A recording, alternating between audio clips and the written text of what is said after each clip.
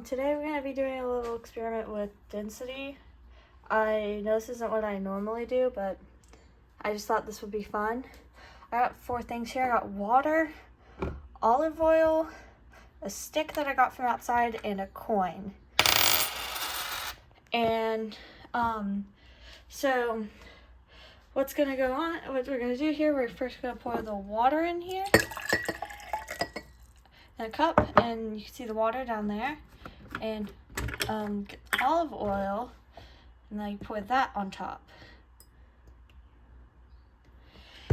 and you can see it all floats to the top because the olive oil is less dense than the water. The less dense it is, like the less heavy it is, so it goes up, it floats. Now we're going to take a coin here. Now this is metal, so it's more dense, so it goes all the way to the bottom. Now you take this little piece of wood, you put that on top, it's less dense, so it stays on top.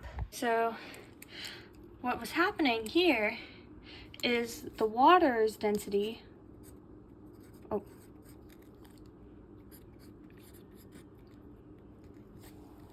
is 1.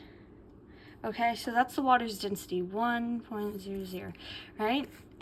So that's water, density is always the same. So water, no matter where you find it, its density is always 1. And now the olive oil's density is, what's it? It's 0.915. So that's less dense than the water. So that's why it floats. It's less dense. Now, how you calculate density is mass divided by volume. So mass is how much something weighs. So say my pencil, if I turn on the scale and place my pencil on here, weighs 14 grams. So 14 grams. And now volume is basically how much space it takes up. So I don't have the thing to really do that, but one way to do it is to figure out the volume of something is water displacement.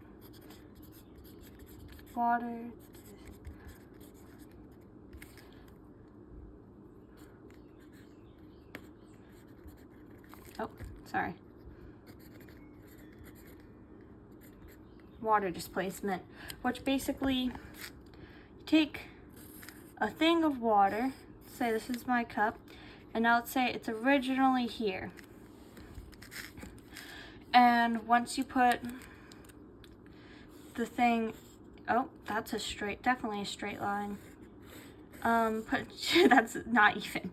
Now let's say you put this little ball in there, and now how much it moves up, you subtract, say it starts off here, 1, 2. Say it starts off at 2, and then once it moves up, it gets to 3, then you're able to calculate its volume's 1. I'm not using any specific measurement here, I'm just using numbers. You would typically use a specific measurement. So then you would divide the mass by the volume, and you get, and then you get its density. And another way to calculate volume, if it's like a cube, so you got like a cube or a cube or a rectangle. I'm doing this looking through my phone, so I can't really see what I'm drawing. Sorry about that. You do length times width, or not, that's the height.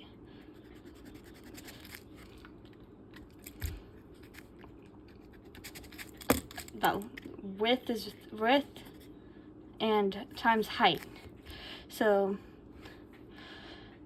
length times width times height. So let's say the length is, let's say we got 5 centimeters times, I don't know, let's do 5 times 10 times, I don't know, I'm trying to just, 5 times 10 times 2 centimeters. Okay, now this is our thing. This is how, like, this is length, width, height. And,